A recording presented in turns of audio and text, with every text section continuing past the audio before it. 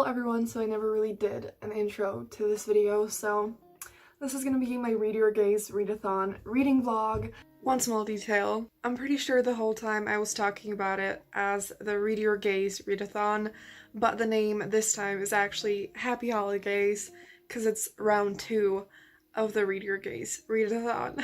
Not that it would matter that much, but you know, moving on.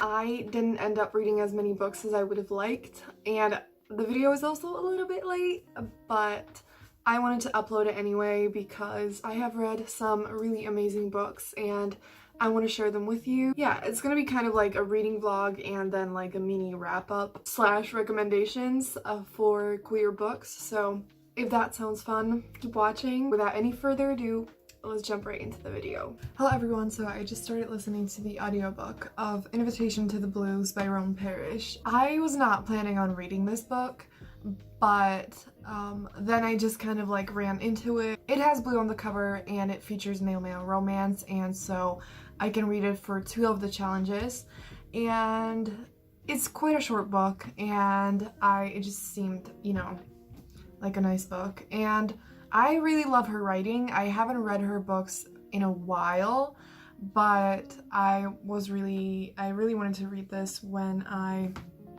ran into it. It's kind of like a companion novel to a book called Small Change, and it's basically like about a tattoo artist, and it is male-female romance, but it features a queer main character, and I really like that as well. Like, I loved that book. I gave it 5 stars. It's an adult romance and the writing is amazing, but you don't have to read that to read this. But I just wanted to mention it in case, you know, that might be something that you're interested in. And that book is really short as well. It's less than 300 pages. Anyway, back to Invitation to the Blues. It, like I said, it features male-male romance, and the main character, his name is Jude, and around 8 months ago, he kind of ran away from like the life that he had from his partner and his job and everything, and he was at the hospital because of a suicide attempt. And so it deals with some really serious issues and like depression and anxiety and feeling worthless and being lost and all that. So it's really quite heavy, so definitely a warning for that if that's something that you wouldn't want to read. I've only listened to like 10% of the audiobook. I just started maybe like 20 minutes ago, but I'm really enjoying it so far. The writing is amazing. I think I'm really gonna like both the main character and the love interest, and I think it's gonna be a really great book, so I'm super excited about it, and I'm gonna update you later. But yes, I was actually like feeling kind of about my TBR because the books that I really wanted to read are a bit more expensive than I thought, and I just shouldn't be buying them right now.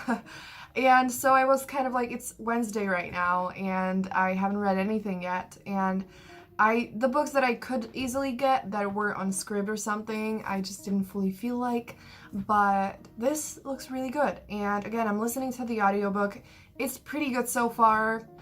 I'm not like bothered by anything. The issue that I often have with like fiction audiobooks is I've actually only listened to 1 whole fiction audiobook so far, but the issue that I had before that made me want to just like not listen to an audiobook is that like a female narrator did a male voice and it just did not work. It was super distracting. It was horrible. I hated it. And so in this audiobook, a man narrates it, but I don't think it's gonna be a problem. Like, he did a female voice already. It didn't bother me. Plus, it's a male-male romance, so obviously there's gonna be mainly dialogue between 2 men, so that's not gonna be a problem. So I think the audiobook should be good. So yes, I'm absolutely loving this book. It's been quite an experience. So I have been listening to it on audio, and I've actually been pretty busy today, but I've managed to listen to a lot of it because I've been like, you know, like I went to the grocery store and listened to it on my way there, and then I just had to do a few other things, and I took the bus and stuff, and I could listen to it on the way. And can I just say, listening to smutty scenes on audio in public is very interesting. It's a very interesting experience. So that was fun.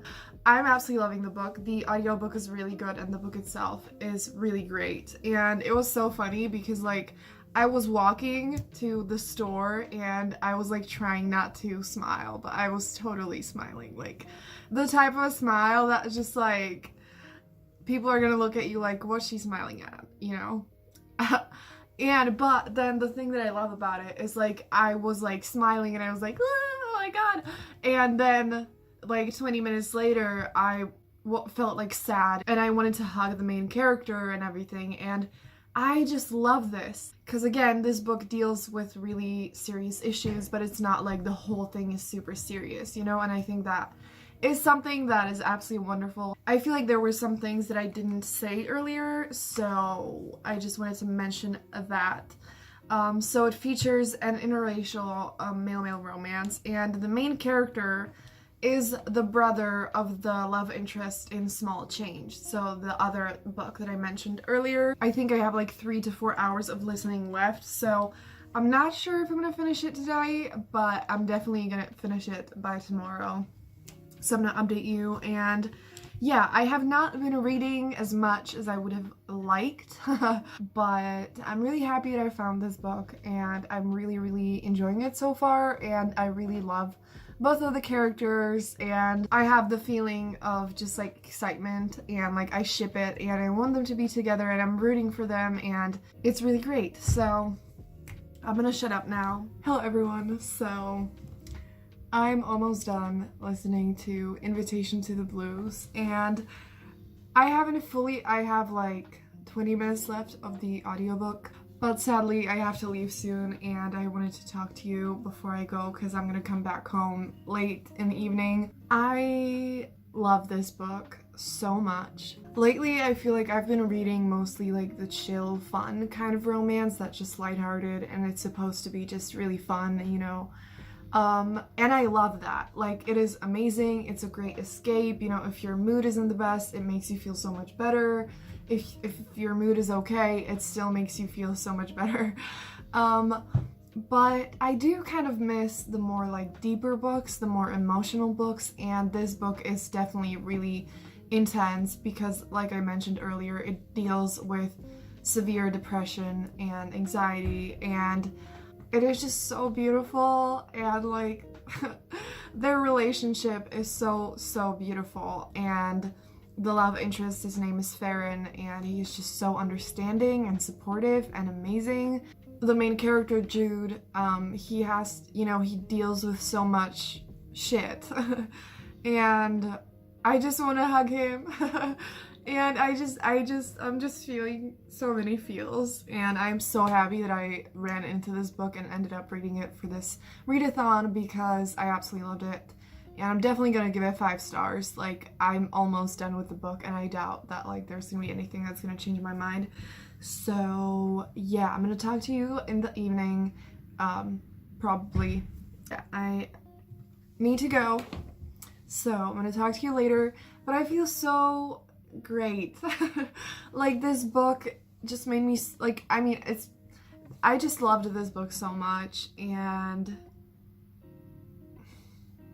it's so beautiful. Like, that's the only thing that I can say. Like, their relationship is just so beautiful, and it really touched my heart and made me feel so many things, and I'm like like, I could not just leave and like finish listening to it on the bus and then like not talk to you, because I was like, I need to get this off my chest because this book is absolutely wonderful and I really recommend it. So yes. I need to shut up. Oh my god, I want to talk about so many more things, but I really need to leave, so yeah. Hello everyone, so I finished reading the book and I already basically said everything. I give it 5 out of 5 stars. It was absolutely beautiful. So many feels. One thing I forgot to mention earlier is that both of the main characters are artists, which made me so happy because I'm an artist in like multiple ways, and I love that, obviously. Hell yeah. The main character plays the piano, and the love interest um, is a tattoo artist, and so he paints and draws and all that stuff, which is like a small detail that I absolutely loved about them. And it is currently Thursday evening, and I only now today finished reading my first book of the week, which is kind of sad. I think before I go to sleep, I'm gonna try to read a little bit of Ivy Aberdeen's Letter to the World by Ashley Herring Blake. I look kind of rough, but I've been in bed reading, and I just wanted to update you. I am halfway through Ivy Aberdeen's Letter to the World by Ashley Herring Blake. I'm just flying through it. I think I'm gonna basically read it kind of almost in one sitting, because I started it last night, but then I was too tired, so I went to sleep.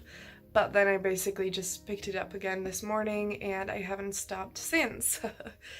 And it is so beautifully written. I think it's a really important book, and so far it's just really touching and heartbreaking, and yeah, so I'm really happy I'm reading this. I think I didn't say much about the plot. It's just about a 12-year-old girl who who has quite a big family, and there was a tornado and they lost their house and basically everything, and so it's just about how she deals with this tragedy while trying to figure out her sexuality. I really like Ivy, the main character, and just, yeah, it's really great so far. I never finished talking about Ivy Aberdeen's Letter to the World by Ashley Herring Blake. I ended up giving the book 5 stars. It is absolutely beautiful. It really made me feel so much, from like heartbreak to hope, and just so many feels. I feel like this book has like kind of like a deep, kind of sad undertone to it. The, young 12-year-old Ivy has to deal with losing a home, and she also feels kind of lonely, and she has like a lot of siblings, and she feels like she's not really getting much attention and love, so she deals with that along with losing a home and trying to figure out who she is. And it's just a really deep, touching, beautiful story that I really would recommend. Even if you don't normally read middle grade books, this book is really beautiful. I think anyone could enjoy this book. It is just so beautiful, and so many feels. It will probably make you sad, and it is really sad, but at the same time, the whole time, there's just this tone of hope. And even the ending isn't like the happiest ending ever, but it is just so hopeful. The characters I also really liked. They all seemed really real.